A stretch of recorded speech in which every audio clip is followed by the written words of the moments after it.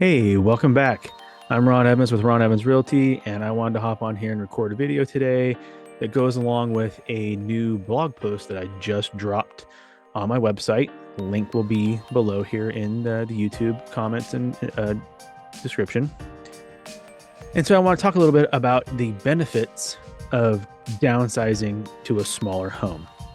And forgive me if I look to my right, that's where my notes are. So if I glance over there every once in a while, I'm not ignoring you. I'm just checking out my notes on my big, huge screen over here while I address you guys here on the camera. So let's just dive right in. It's becoming a bigger thing now. We've dealt with several years now of seeing homeowners age in place a lot longer than they used to, even if their home is much larger than what their needs are. And there are several reasons for that. It could be with the housing market kind of going wonky and crazy.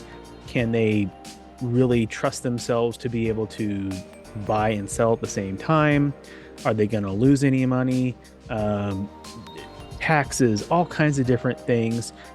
And also culturally, we've changed a little bit here in our country that it's becoming a little more commonplace that older children will come back home and stay a little bit, maybe after college or a few years after that, and not really fully get out on their own until a later age than what we were accustomed to 15, 20, 30, 40 years ago. So there's been a lot of factors with that, but I wanted to touch on why it's still a good idea and what some benefits might be if you're looking to downsize or you've been thinking about downsizing and maybe all these other factors no longer apply to you or they've never applied to you, but you still didn't know what might be the best for you.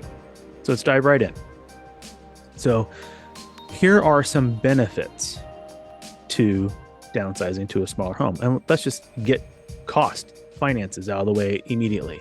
So a smaller home typically means a lot of smaller costs involved, lower costs involved, from taxes, homeowners taxes. Those are usually going to be a lot lower because it's based on the value of the home, maybe the size of the lot, square footage, all those types of things. The maintenance and the upkeep. If you go from a 10,000 square foot lot with a huge backyard and front yard that you're having to maintain, either paying a gardener or getting out yourself and taking care of it, moving to a smaller home with a smaller lot and things like that, less upkeep. So less cost to maintain. Less on your utilities. If you go from a 3,000 or 4,000 square foot home to a 2,000 square foot home, 6, 7 bedrooms to 3 bedrooms, your utilities are going to be a lot less. You're going to spend less on electricity for your lights, air conditioning, heat, gas, all those things. So that's a huge factor to think about, especially if you're at that age where you're retiring and maybe you're going to be on that limited fixed income, no matter what that income is, if it where it derives from. But you're going to be on that fixed income schedule. Well, you may want to downsize to lower your costs all around. Not to mention that the cost of the home, buying the home, is probably going to be less expensive than the big home. So costs, reduced maintenance. I touched on that when it came to the cost, because the cost to maintain, well, let's talk about the physical aspect to maintain. If you're downsizing and you're becoming older, you're my age or older, it's not easy to do the physical maintenance, to get out there and mow that lawn, or to vacuum the floors and mop the floors and clean all the rooms and dust and all that. There's a lot of physical upkeep, having to go out and do things in the exterior for the different seasons, for the wintertime, for the summertime, wash the windows, paint the home, all those things. When you have a larger home and a larger lot, it's a lot more effort to maintain. So think about the maintenance. Part of that too is increased mobility. Maybe you no longer want the stairs of a larger home if you've got stairs and you want a smaller single level home, to increase your mobility, because I see it happen all the time in my industry where people they've decided to age in place. But one of the reasons they did it is they had a room downstairs that they could convert to a bedroom. It wasn't even like they had a single level home, or they had a primary bedroom downstairs, or even a guest bedroom downstairs. Maybe they had a den or something downstairs. They're converting those things to bedrooms because they can't do the stairs anymore.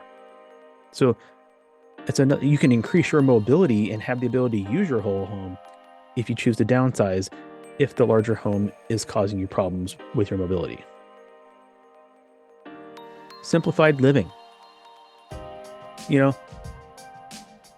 If you have less space to fill, you might have less clutter in your home and less clutter in your life. And maybe you're not just downsizing the size of your home, but you're downsizing a lot of other things in your life. And maybe it'll give you the inspiration to want to do more at home or go out more, because you have that ability and that flexibility to your life is simpler. You're not worried about having things in all these rooms and all the square footage to have to decorate and do things with. You can simplify everything around you.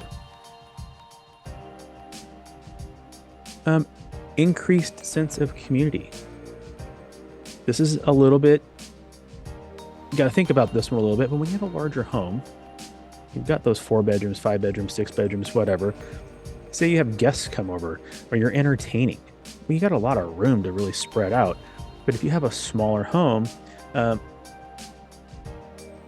typically when guests come in, then you're in a much more limited space.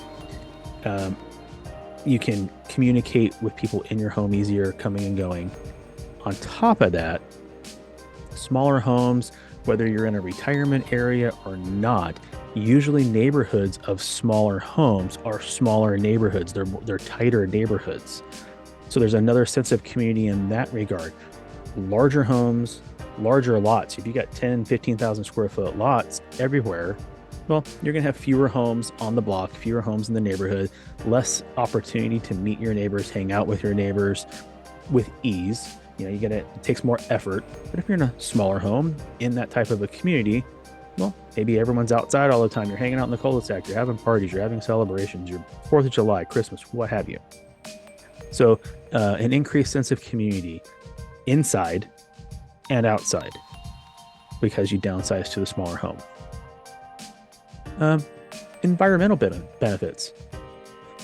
Smaller home, you're going to require to use less electricity, less natural gas if you've got gas in your home, right? Less water. All these resources that are becoming more and more precious and we're keeping an eye on. Well, the smaller the home, the smaller the footprint you use, you benefit the environment. Now, none of these things I've talked about, only you can prioritize what's most important to you. Okay. Is it the lower cost? Is it the increased mobility? Is it, you want to have a lower footprint on the environment? Do you want to live in a neighborhood that's a little bit tighter and more community focused? You can prioritize all those, but I want to just throw out there, and I have this blog post. You can read it more in depth. If you've been thinking about downsizing, maybe it's worth exploring today. Maybe 2 years ago, 3 years ago, 4 years ago, it wasn't worth it to you because of what the market was doing. But because we've kind of stabilized, it might be worth looking into. There are lots and lots and lots of benefits beyond what I'm touching on here in this blog post. So keep that in mind. I hope you come back. I hope you like this. If you have any questions or comments regarding this or anything else in real estate, especially here in Southern California, please drop me a comment.